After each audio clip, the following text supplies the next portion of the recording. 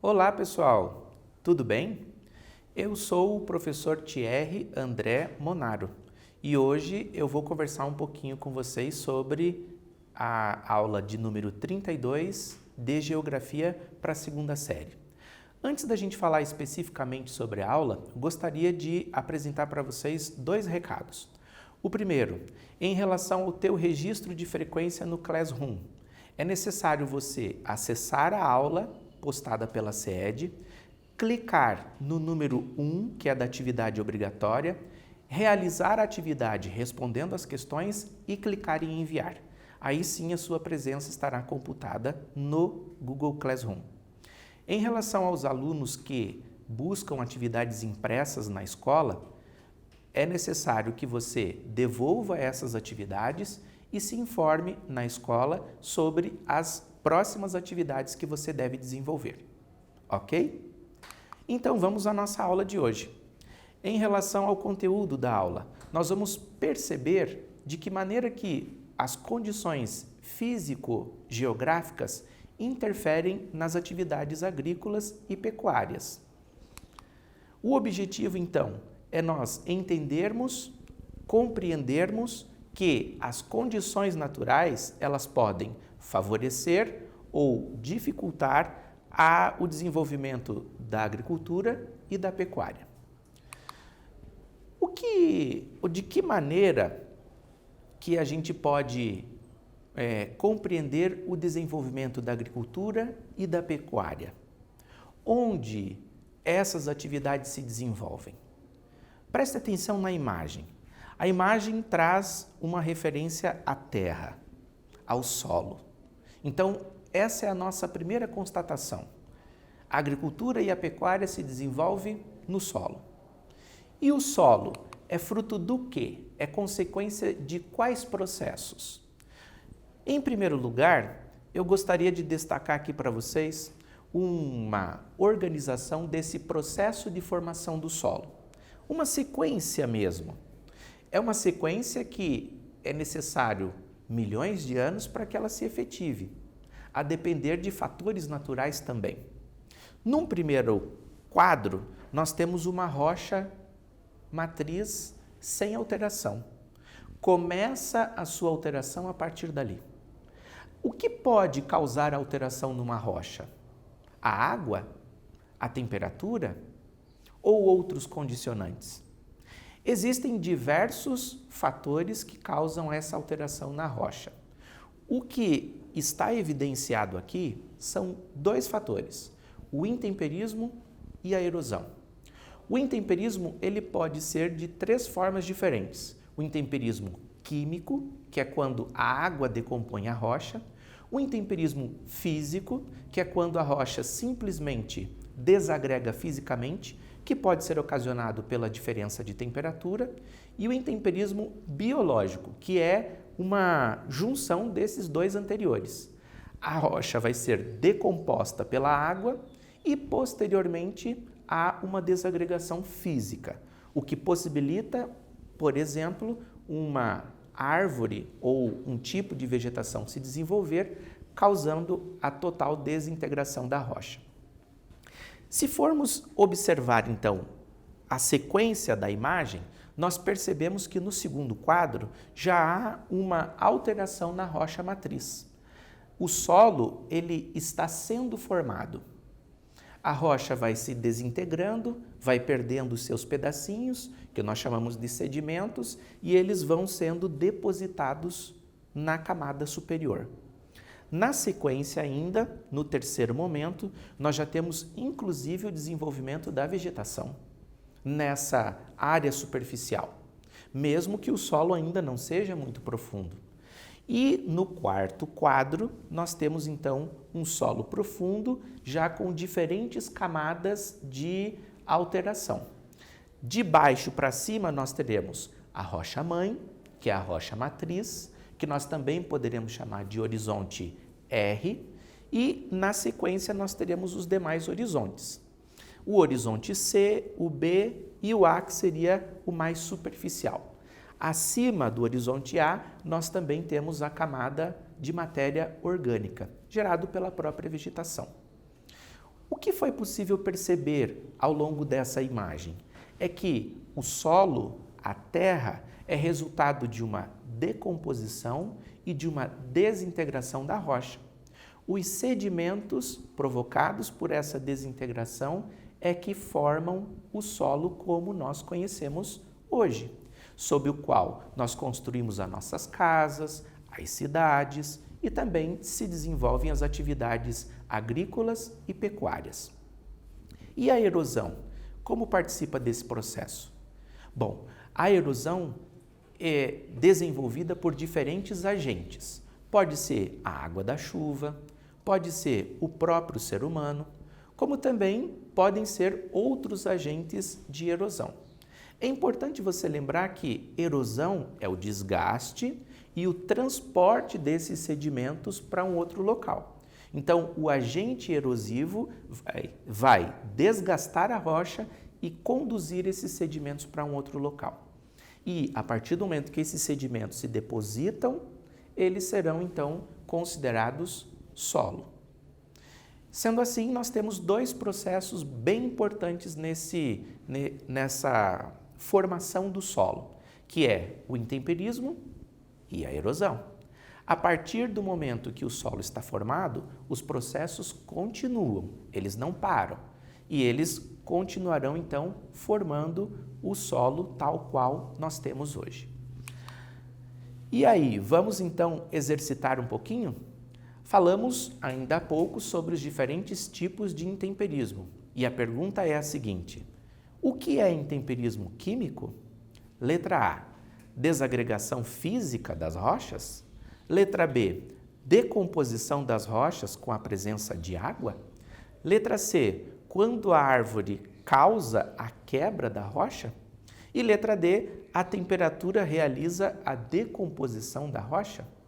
Pense um pouquinho e depois responda o seu exercício.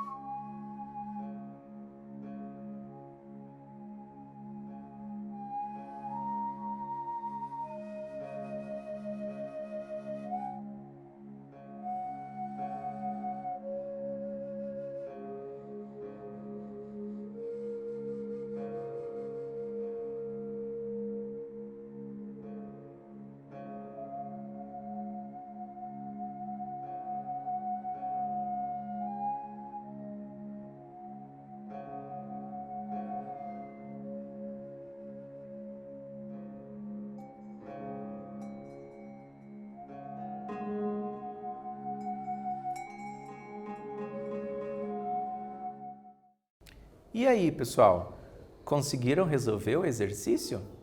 Pensaram sobre os diferentes tipos de intemperismo e conseguiram anotar qual se refere ao intemperismo químico? Vamos às alternativas?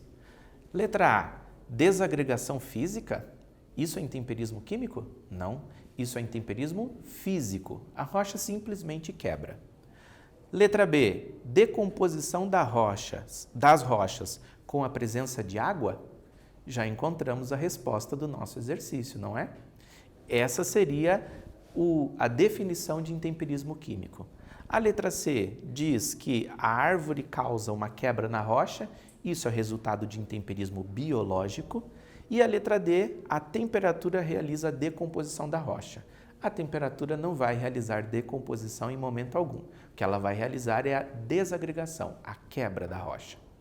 Vamos avançar um pouquinho mais então para que a gente possa perceber esse processo.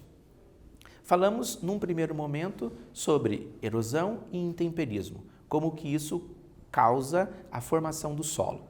Nesse segundo momento, a gente vai também tratar sobre a formação e a consequência para o solo dos diferentes tipos de climas que existem.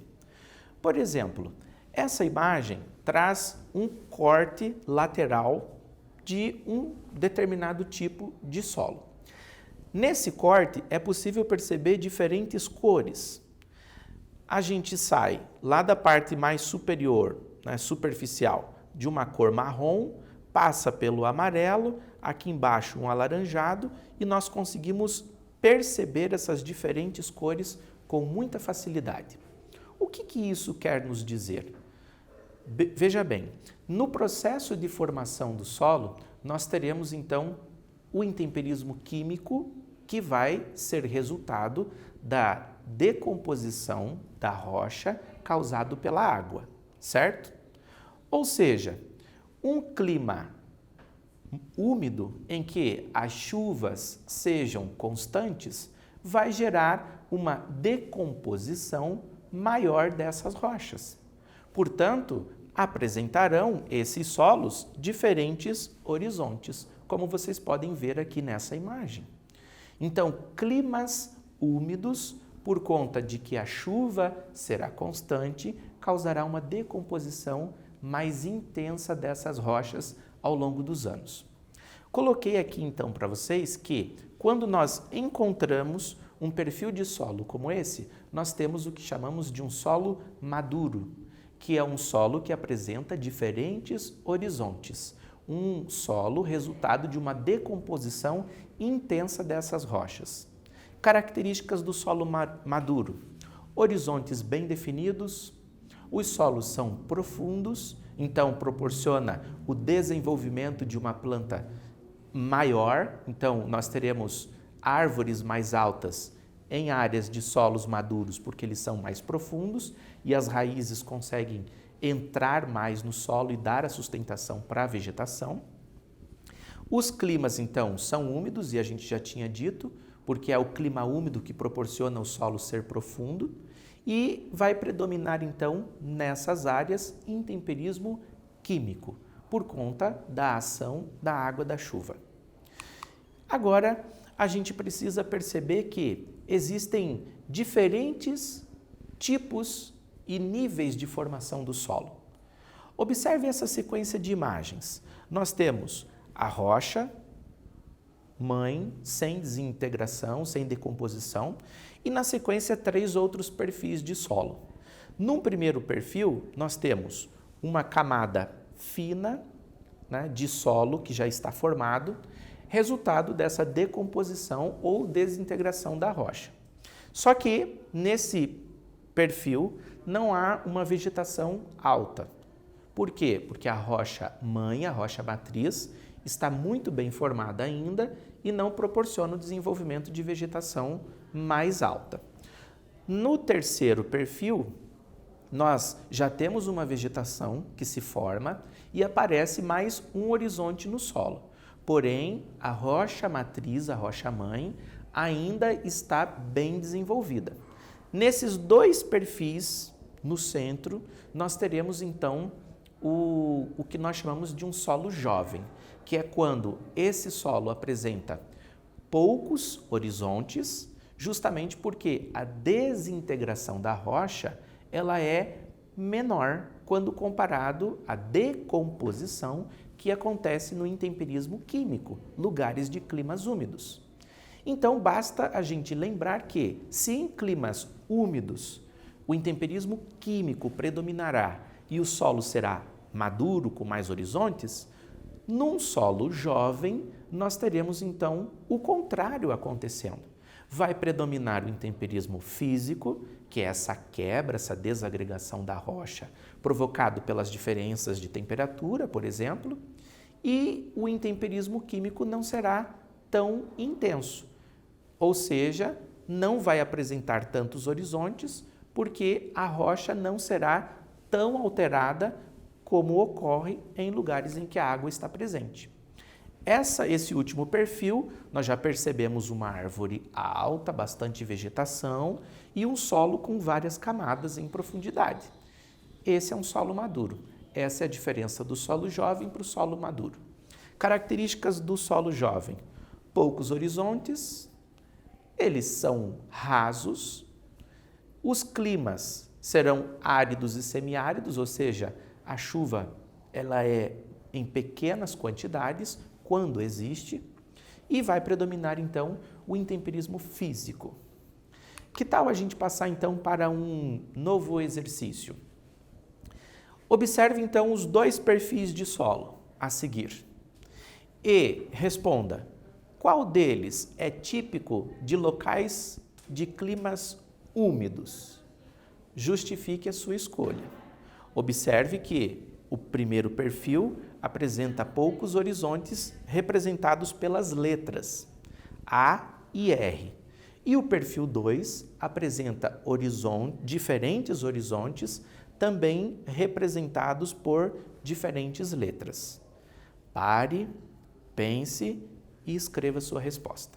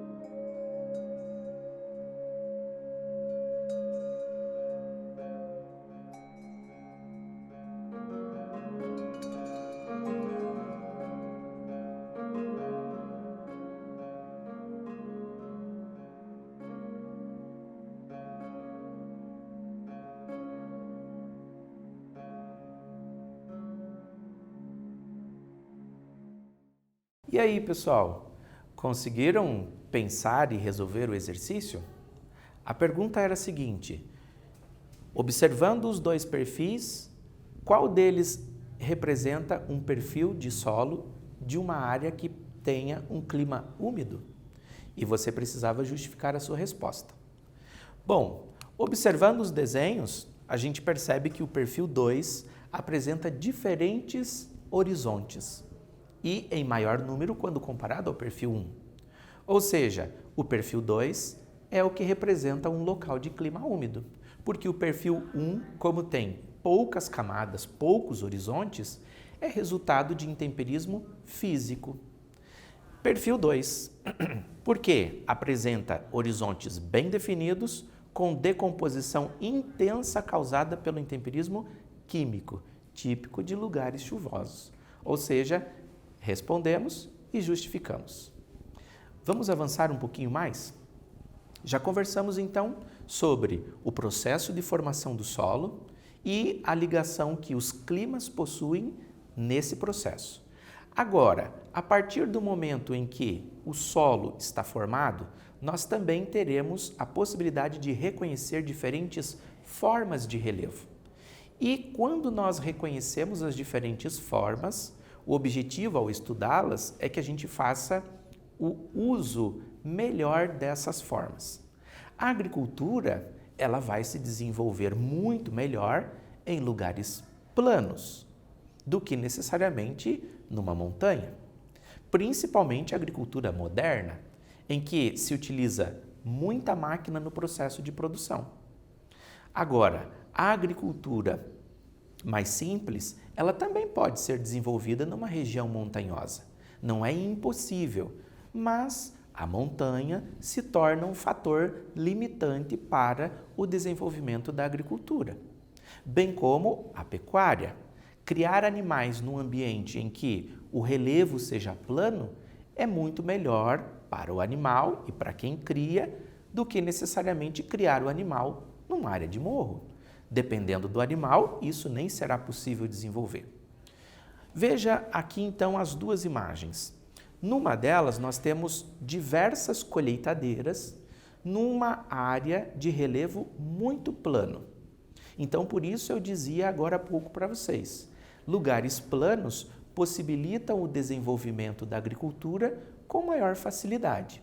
Por isso se procura esse tipo de local para o desenvolvimento dessas atividades, principalmente com a implementação das máquinas nesse processo de produção.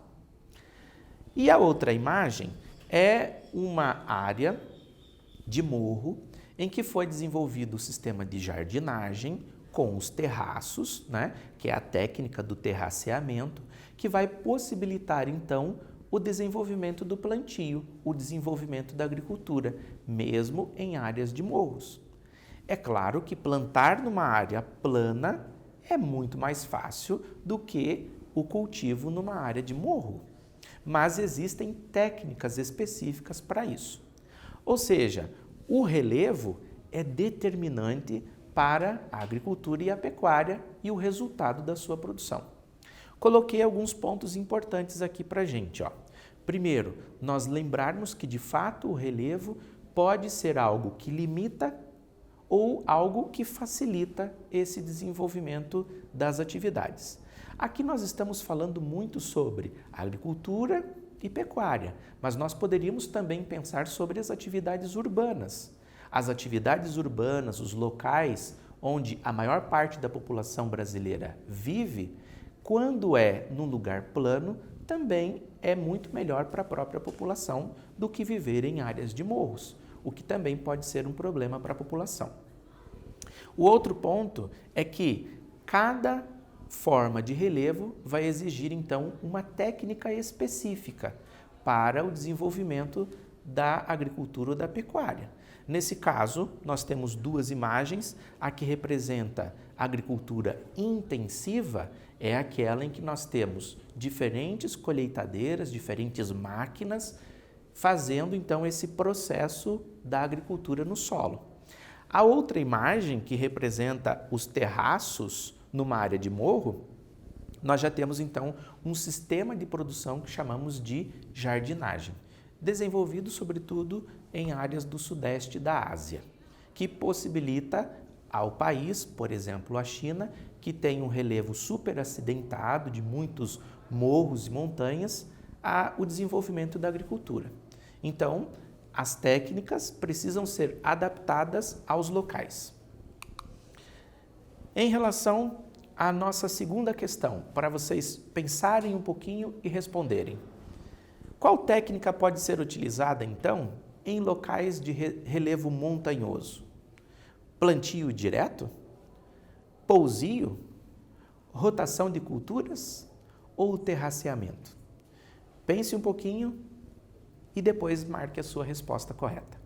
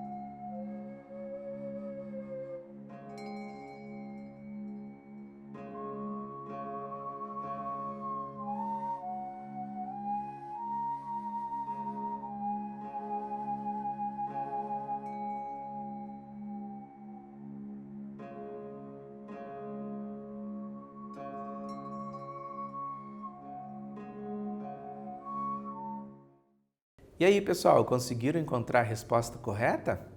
Qual a técnica que é mais utilizada em locais de relevo montanhoso? Bom, se a gente for pensar nas imagens que foram apresentadas, fica fácil da gente lembrar qual é ela.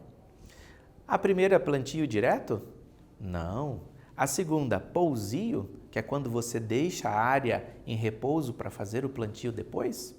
Não, isso não há conexão direta com o relevo montanhoso. Letra C, rotação de culturas? Plantar coisas diferentes? Não. E a letra D, terraceamento? Essa é a resposta correta. O terraceamento seria aqueles terraços, que é quase como uma escada, que é uma técnica que possibilita o plantio em áreas de montanha. Avançando um pouquinho mais, o que nós percebemos então no relevo brasileiro? Que vai predominar no relevo do Brasil depressões, planaltos e planícies. Planícies, lugares planos, né? Planaltos, o próprio nome nos dá a dica. É um lugar plano, só que a altitude é mais elevada quando comparada à planície. Mas percebam, é também um local plano. E as depressões seriam uma área mais baixa em relação ao entorno. Em termos de agricultura e pecuária, vocês acham que essas formas de relevo que predominam no território brasileiro seriam um fator limitante ou é um fator que facilita o desenvolvimento dessas atividades no Brasil? Bom, se você parar um pouquinho para pensar, você vai chegar à conclusão de que no Brasil há uma possibilidade de plantio e cuidado com os animais no território como um todo. Claro, haverão alguns espaços de serras, morros, que vai fazer com que a agricultura e a pecuária não seja tão desenvolvida. No geral, percebemos que o Brasil tem condição do desenvolvimento dessas atividades com facilidade. Que tal então a gente pensar em um exercício? Vejam a proposta.